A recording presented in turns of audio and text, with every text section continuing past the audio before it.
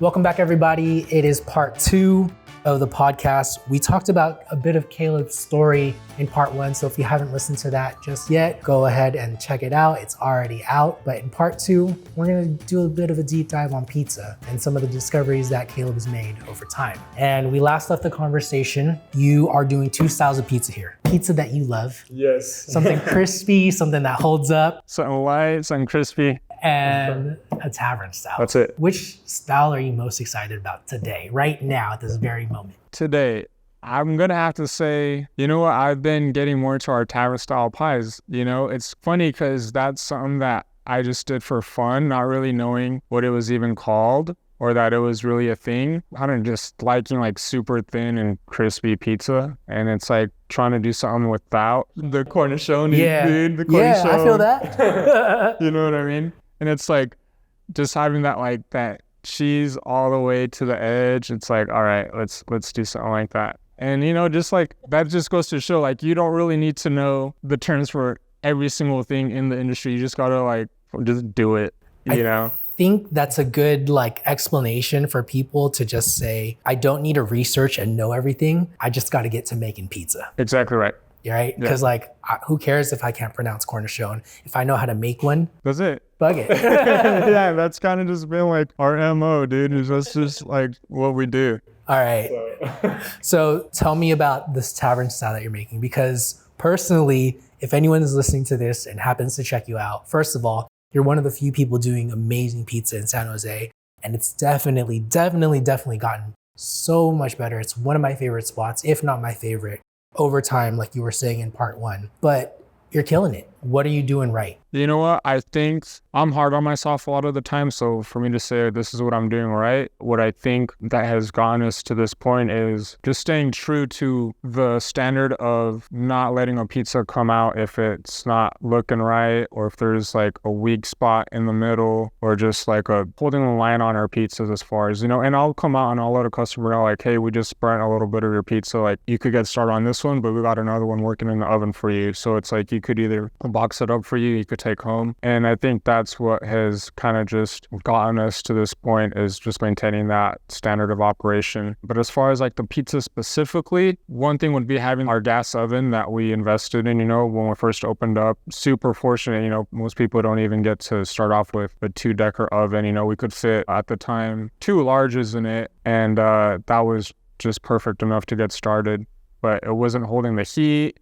The temperature dial was all like, it was not accurate. So just having the right equipment, really learning about our flour and the cornmeal, and just getting our weight put in place to where it's like everything's coming out not too doughy or not too thin, has been the key. And now we're just at a point where it's like, okay, how do we show that to someone else? Kind of like a plug and play, like if we could get someone off the street, will they be able to replicate what we're doing here with minimal like extraneous training, you know, because I think that's another part of the business that I'm learning right now too, is we're all about making sure everyone's on the same page and holding the same level of commitment and pride in the work. Right. Having the same standard as you, the owner. Exactly. And it's like, how do you transfer that over when I'm not here or when I can't be here for whatever reason? Right.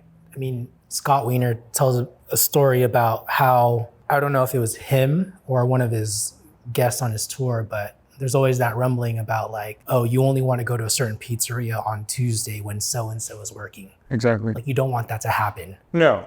Right? No. How do you fix that? Have the same person on shift every night, I guess. But realistically, it would be, instead of focusing on just like building up the business and building up the product, what have been more focused on is like building up the people that are working here, right? And just making sure that, you know, because you know, hear stories of like someone doing really good when the boss is there, but when they step out, it's like it's a different level of execution, and that's something that I don't want happening. And maybe I'm just still at such a baby stage in the game that, you know, I might be not naive to it, but, you know, I really want to prioritize that part of the business, and I don't want that to be an issue for us here. Though it might happen, and I'll deal with it when it does, if it does. But at the same time, it's like, okay, we put our people first, then our product is going to reflect our people, and then that is going to be shared with our customers here in the community. That's a good framework. How did you come up on that? just a lot of, I'm really big into personal development. Like, this, I think it's a part of myself that I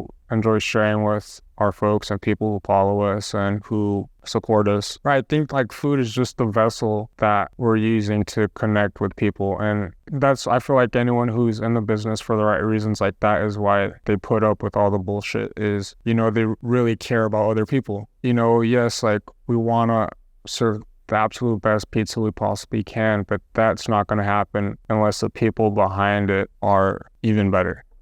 So how are you selecting and finding these people? You know what? I've been really fortunate in the fact that everyone who works here right now started off as customers. When I was doing most of everything, making the pizzas, working the bar, working the register, especially like during COVID, people were supporting us and coming in, and we never closed down during that time. We couldn't afford to, and it's something that wasn't really an option for us. And I think, we're kind of seeing the fruits of that time period of us just like sticking it out, because we gained a lot of people during that time because everything else was closed, right? So we stayed open and in a safe manner. But a lot of people who we gained from there have now spread the word for us, and now they're bringing in their friends and their family, and it's just kind of grown from there. So I think a big reason is, a lot of folks here in the area have seen what we're trying to do and they appreciate it. And I think quite honestly, they appreciate my commitment to the business, and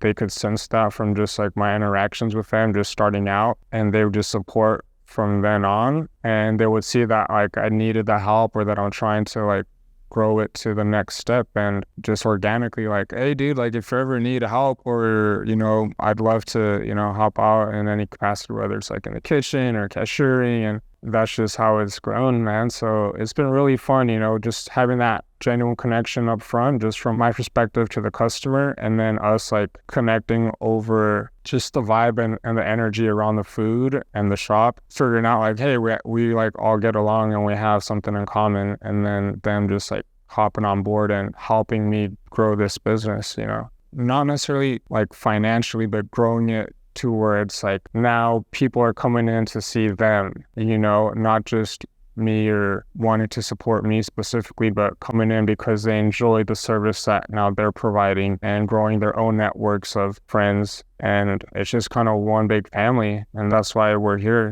That's been the vision since day one, is creating a home away from home. And I think we're on our way.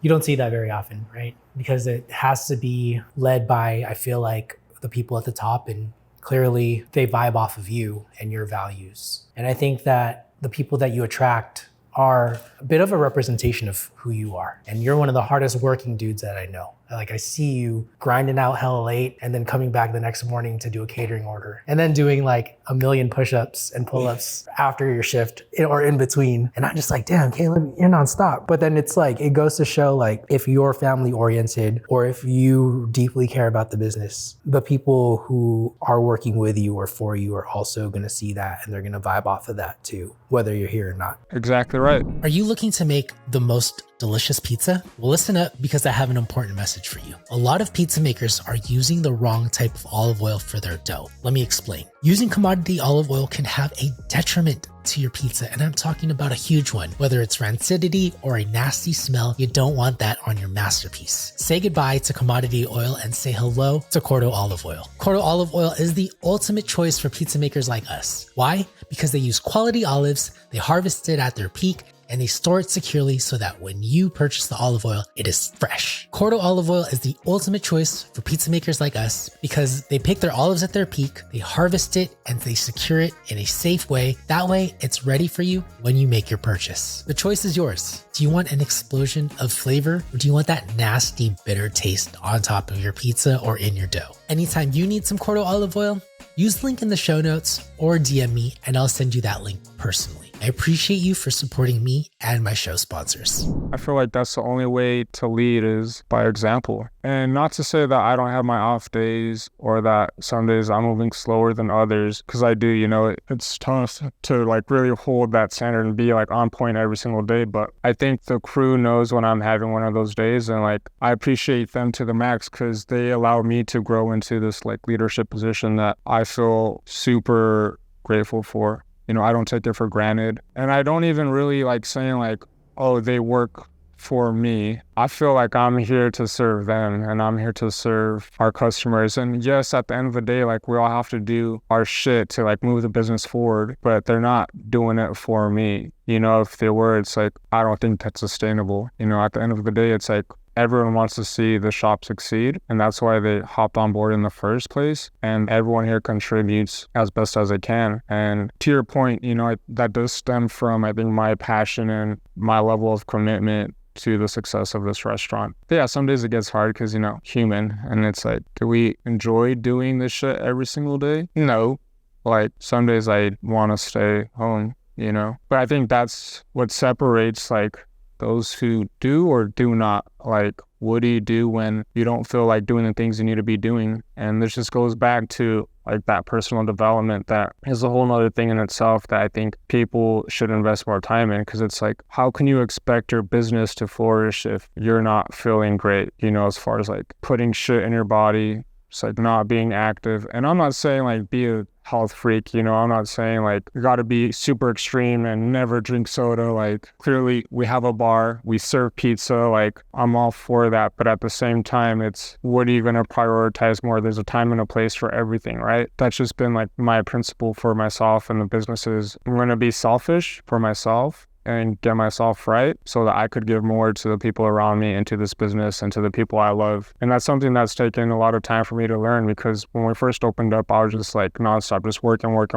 and not putting my health first. And it would affect me and my performance here at the shop. And, I remember when I first got our taps in, like sometimes I'd crash out. Like a lot of times I would just sleep here at the restaurant. I'd just like wake up and like pour myself a beer. It's like, cool, we got the taps in. Shit, let me just start drinking real quick. And as you can imagine, like that's not sustainable. And I could definitely feel the effects of that the longer I did that. But like no judgment to anyone, because it's hard to kind of get out of that cycle. It's hard to kind of break free and tell someone like, no, like I'm not going to have a drink tonight. And no, like I'm going to do this instead of that. But in me, like really trying to stick to that, I think I'm slowly seeing the rewards from it. And I think case in point is being able to attract the right people in my life to help with the greater vision. And God has definitely played a big role in that. I was raised by a mom who's definitely instilled that faith and is like the most important thing. And, I have a lot of faith, but I also know that you got to put in the work. And that's just been the way you've been operating. It's like you have to believe to get yourself through those hard times. But dude, you have got to fucking work, Yeah. There's no way around it. And to have vision so much, but like you really have to get out there, be outside, do your thing, get out the mud, but you have to like put yourself in that mode of like, it's on me too. It can't just be the universe allowing me to get lucky every time. Like you get lucky by being there and by putting in the preparation, right? And maybe I want to ask you, when did your personal development journey kind of start? Like, is this something that you've always had, or is this something like you picked up while running a business? I think with most people, you like dabble in it a little bit. It's something that you come across, and because it's that initial, like you feel motivated and you're like that feel good feeling of like, oh shit, yeah, I want to do this. Like this is just what I need. As far as like positive mindset and like a positive mental attitude and, that like law of attraction type stuff that, is that feel good shit in the moment. But that could only like get you so far, right? So I would just like do things like here and there and then fall off. Cause again, it's like when you're in that cycle of like doing the same shit, we're in the habit of drinking every weekend, which again, no judgment. If you could do your shit, like you live your life. But personally for me, like I didn't know how much it was affecting me until I kind of decided not to do that every weekend. And I'm like, man, like, I feel like good. I feel like clear-headed. I could deal with like stress a lot better. Like, I just get stressed the fuck out and I get super anxious a lot of times. But I feel like not having all that other stuff in my system has definitely helped out in me like managing with that. But, I grew up playing sports. I grew up first playing baseball since I was like 4 or 5. And then my dad got me into boxing when I was 10. Hence the Last Round Tavern, my trainer, he would tell me during my fights, like the last round's the best round. We'd fight in the amateurs 3 rounds, and then the third round, whether I'm winning or losing the fight, he's like, you better go out and like, you better do something. So I think just being instilled that work ethic since, I started boxing, I was 10, that was 20 years ago. And I just competed from 10 up until I was 19, 20 years old in the amateurs, and just competing at that level and being around guys who were just like sharp, dangerous, but like good fucking dudes. Like those are the role models that I've been super fortunate to be around, thanks to my dad, really, you know? And I think that just goes to show, you know, how important it is to keep the right people around you and to really be intentional with that. But yeah, I want to say my girlfriend, she's a business owner as well. We've been together over 5 years now. We've been on this journey together, and she's been a huge part of my life, and obviously, and also just showing me the importance of like treating yourself right and maintaining a good relationship with yourself. Like any relationship, you go through a lot of things, but there's a certain point, maybe within the last 2 years or so, year and a half, 2 years, where it's like, all right, I could either keep dabbling in it and just like start over every time, or I could just like see it through. And if I do take a step back, at least my base level, like my baseline is a little higher than what it was before. So if I drop down, at least I'm still good. I think I know what you're saying, because sometimes I look at podcasting or creating content and I'm like, fuck, am I really going to stick to my long-term vision of this? Am I going to see it through? Am I going to do the 10 years of work or the 1,000 episodes that I originally committed to? Or do I go off and maybe do something that's a little bit more lucrative? Or do I do this? But like, I tell myself every time I get those feelings, like even after 10 years or even after 1,000 episodes, if I don't see anything out of it and it's just that track record, I'll at least know that A, I got commitment and I can fucking do it. And then B, I'm sure I'm gonna learn a million fucking lessons and skills throughout that time, and my baseline will be higher. Exactly right. Is that what you mean? Yeah, absolutely. So it's like, right, you're putting in this work, and what episode are you on right now? Like 2 something. So it's like, dude, you're not even halfway there, but like, look at, I'm sure you could see like where you're at now based off that first episode that you've done, right? So just imagine the rest. If and when you stick it through, dude, like, what is that going to look like, you know, in your journey? So if you do have an off day, I'm sure it's not going to be as bad as that first episode you did. The first episode was bad. You know, just like with pizza, like even our worst pizza today is not going to be as bad as that first one I sent out. And that's just kind of like that mentality of like raise your baseline, and so that when something does happen, you know, you're not survival mode. And that's just what I've just been trying to do these last couple of years. And life is short, man. Like, you know, especially with like, you know, the older we get, you see like people passing away, as far as like either like older folks or friends our age, that is just a shock, you know? So it's like, for me, that like changed a lot for me. It really affected me in a way where it's like, okay, we have one life, right? I could either keep doing the same shit I'm doing and be frustrated about it, or take responsibility, do the hard shit necessary, say no to things that do bring me joy, you know, right on the same day. But what am I gonna get on the back end? A fucking hangover and probably an argument, you know, like. And again, this is not to say that like I don't enjoy going out with friends once in a while or enjoying a drink, but it's going to be on my terms. It's going to be with the intention that I put behind it, not just because I'm stuck in that like, I feel like I have to go because I want to hang out with you. Yeah. And that's the only thing we're going to do. Exactly right. So now it's just like little by little, man, just like adding layers to where I see this thing going. Are you looking to level up your pizza game? If so, I highly suggest that you check out Uni, the unrivaled leader when it comes to pizza ovens. Uni pizza ovens are a total game changer. With the ability to reach up to 900 degrees Fahrenheit, you'll have the power to be able to make the pizza of your dreams. What I love about Uni is their portability and versatility. You can bring them anywhere, or you can keep them on your patio or in your backyard. And you can make a ton of different styles of pizza with it. They're so fun to use. And guess what? You can use them to start your pizza business too. So whether you're a passionate home pizza baker or a budding entrepreneur, you gotta get with Uni. Use the affiliate link in the show notes. That way, you can let my sponsors know that you heard about them through What's Good Dough. Thank you for supporting me and my sponsors. What do you think is the grand vision for you as, you know, Caleb, master of self? It's crazy because like this was basically like I'm reading Awaken the Giant Within right now from Tony Robbins, like one of his earlier books. Never been a reader. I don't think I've ever finished a book like throughout high school. Like there's no way I would have even like picked up this book to read. But like in this book, there's exercises that you do and you gotta like write out like what you see for yourself. And that question you just asked me was something that I had just come across yesterday. It's like, what is the vision that you see for yourself as far as like the kind of person you are, and how do you see yourself now and your identity, right? And I'm barely figuring this out, man. And it's like, I feel like it's going to be a lifelong journey for me, and that's how it should be. You have to act in a way and live your life in a way that aligns with who you want to be, not necessarily who you are right now, but you have to see yourself in that future, and you have to start living that like now. And I feel like a lot of us just wait for us to like become that person by some miracle somehow, but it's not going to happen unless we start doing that shit like today. Like, don't put it off.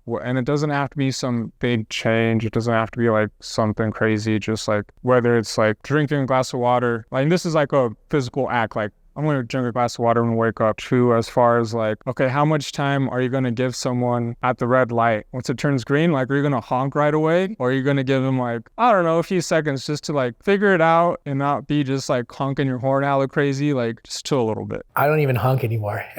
So I used to have the worst road rage, man. I learned it from my dad. He would flip off people in the parking lot. He would like honk. And it like taught me to do that, right? Yeah. And it was easy. It was easy to just like say, fucking go. Yes.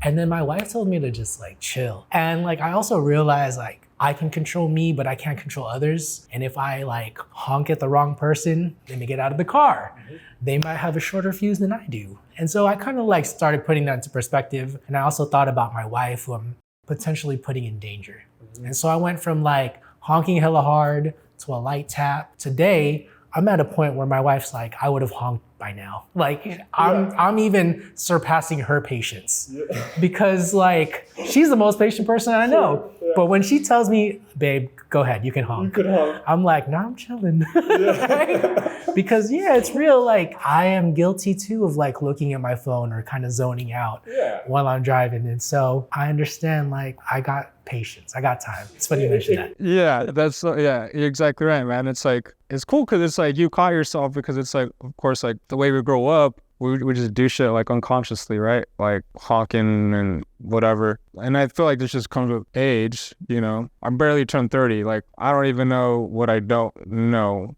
So it's like when we're like 40, 50, 60, that's why I look at older people a little differently now than when I was much younger.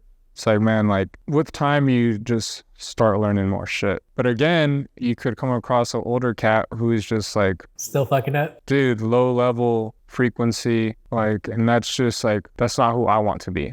That's why I want to put in the work today, now, to be like the best person I could be at that age. If we had to just wrap up this segment right here, and we've touched on a lot of things that have helped you develop as a person, as a business owner over time. But if you had to sum it up as one piece of advice to give to other people listening, maybe the one that helped and served you the most, what would that piece of advice be? I think it would be learning how to be okay in that hot spot with like yourself. We have to learn how to be content. Maybe content might be the right word, but be super grateful for where we're at now. Like, we're alive, we're breathing. We have people around us that love us for the most part, because there's even people who don't have that, you know? So for them, it's a different journey, and they got to do something else that I can't even imagine, right? But that's why it's like, if I come across someone who doesn't have that, like maybe I could be that person, right? So I think what I would leave with someone would be